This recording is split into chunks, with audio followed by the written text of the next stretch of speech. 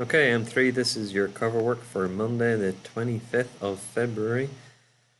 So first thing I want you to do is to have a look at the following starter question on high interest. I want you to have a go to as many of these as possible, working them out without a calculator in your head or on paper at the back of your book.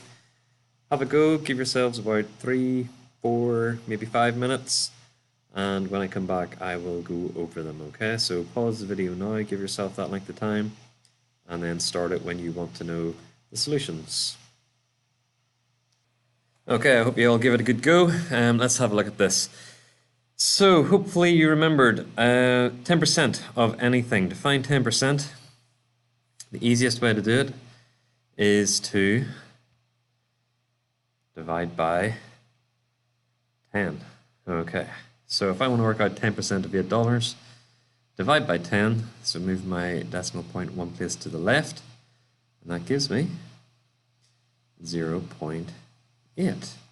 Now, this is dealing with money, so I want two decimal places, so 0.80, okay, so 80 cents. Now, if I want 20%, well, 20% is just double 10%. So I'm going to have to double 0.80, and I'm going to get $1.60. Now, same thing with 30%. 30% is 3 times as much as 10%. So 3 times 0.8. Whoops, 3 times 0.8 is $2.40. Now, if I want to work out 40%, hopefully you're realizing, okay, 4 times as much. Or I could say twice as much as 20%. 2 times as much as $1.60 is $3.20. 50%, hopefully everyone got this one nice and easy, is just $4. Okay, and hopefully you're also spotting a pattern here. These are all going up by how much each time? 80 cents.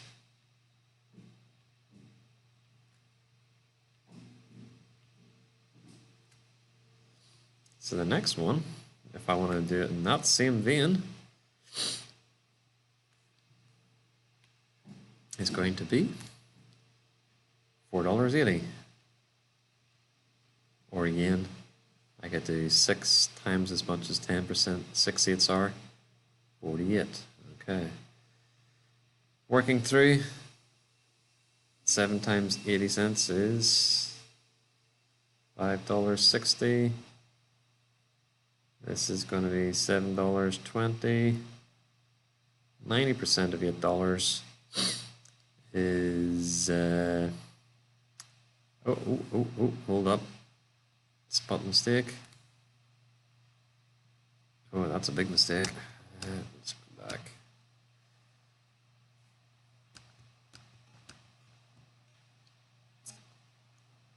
It 80% of $8 is actually, getting ahead of myself, $6.40. 90% is $7.20, and 100% of course is just, well, $8. Okay, in the same way you can work out an increase, you can work out as if it goes down, okay? So 10% again, we said is 80 cents, or 0.80. 5%, well, that is, what are we doing here? We are halving it, we're timesing it by a half, or dividing by 2. So half our 80 cents, we get 40 cents. We're doing exactly the same thing here. We're halving 5 to get 2.5. So I'm going to halve 40 cents to get 20 cents. Halving 2.5 to get 1.25. 10 cents. And 0.625%, that's half of 1.25. So it's going to be half again, which is 5 cents. So hopefully everybody got that okay.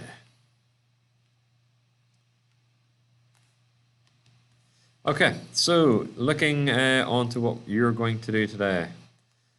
I have left a worksheet, okay, for you. Now this worksheet is available in manage back, and if let's go into here and into manage back. If you go to your M3 extended maths class, if you go to files, cover for Monday the 25th of February, you will see here is the link to get those questions up, okay? And if you click it, it should work. There we go. Those are all the questions that you need. So what you're going to work on is question 1 and 2 first, okay? So these are just some substitution type questions, okay? This is what we were practicing the other day, okay? Now if I just do a quick copy of this,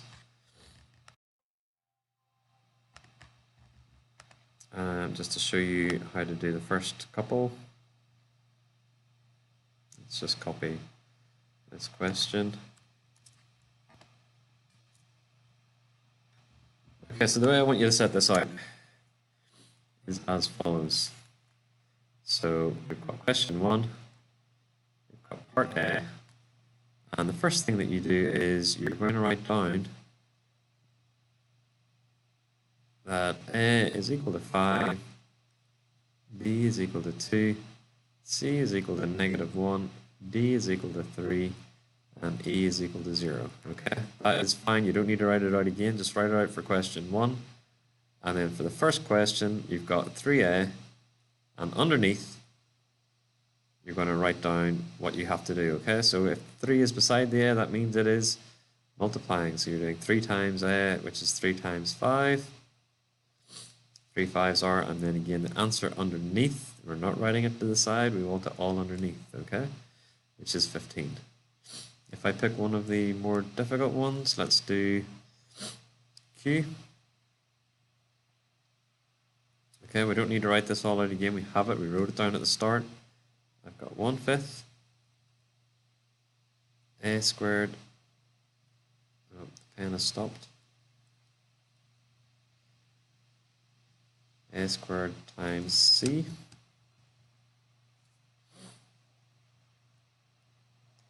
Okay, again underneath we're writing down 1/5 times S. A is 5, so that's 5 squared.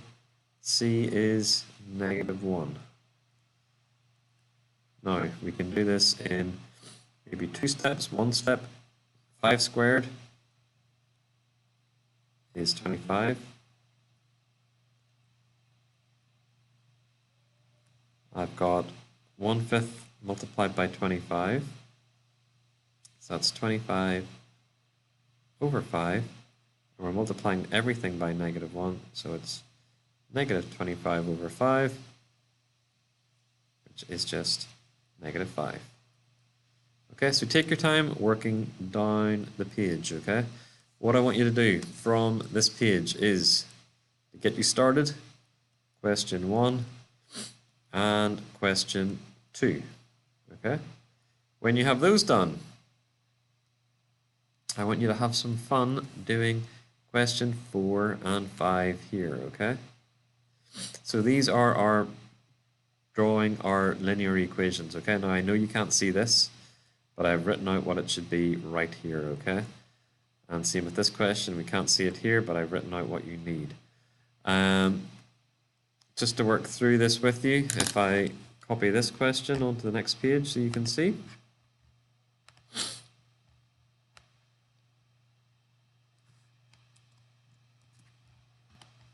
Copy it onto here. Let's make it a bit smaller. And I'm going to zoom in a little bit.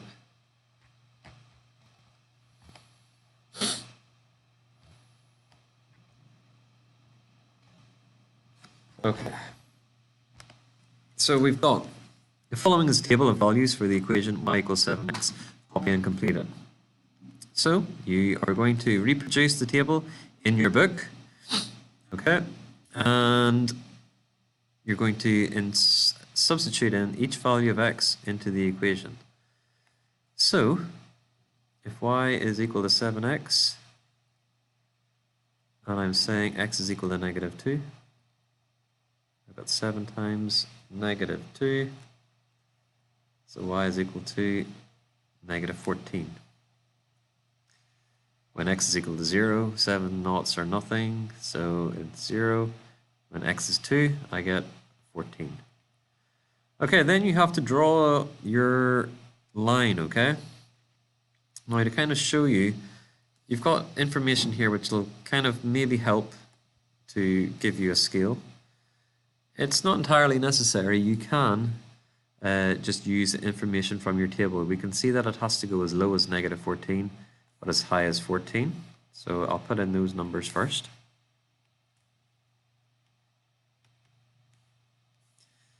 So as low as negative 14, as high as 14. So 1, 2, 3, 4, 5, 6, 7, 8, 9, 10, 11, 12,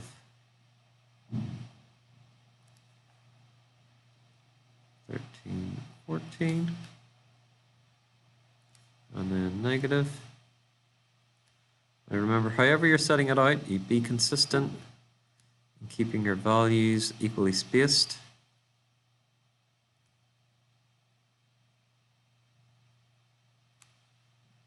I probably could have done 2 spaces between each of these.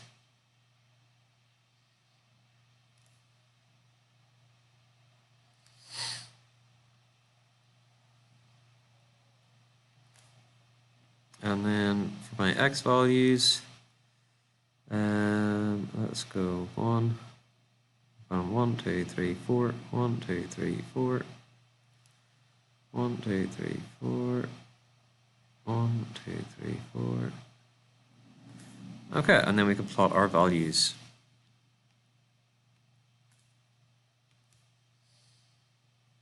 So the first one is negative 2, negative 14.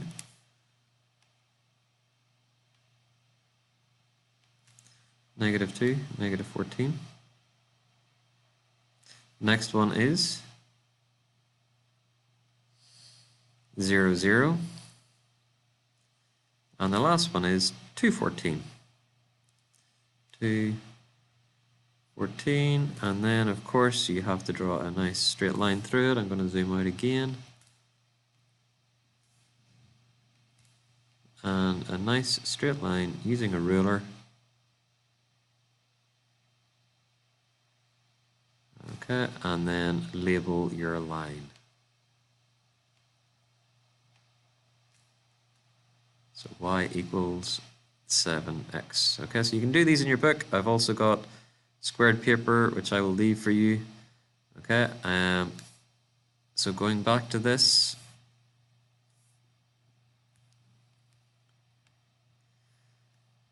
I want you to do question 4. Well, I've done question 4, so get that, redo that yourselves in the book, okay, yourselves. Have a go at 4, 5, and 6, okay? So question 1 and 2 from the substitution part, and then question 4, 5, and 6, okay? Now, if you get all of that done, then you can go back and have a look at some of these harder ones for these substitutions, okay? But make sure you get these drawn nicely, okay? Straight lines. This one, it gives you some of the values already that you need.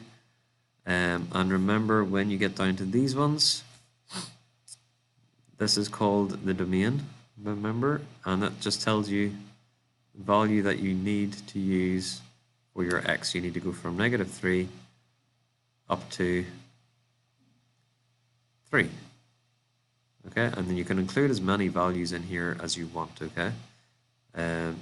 Remember, you only need 2 values to draw a straight line, but you always want to include maybe more, slightly more than that, maybe 3, 4, just to make sure you don't make any silly mistakes. Okay, now if you've got any problems with this, you can drop me an email, rcunningham@summersfield, and I will try and get back to you within the hour. Okay. Lastly, have fun doing your maths, not too much fun. be good for the substitute teacher.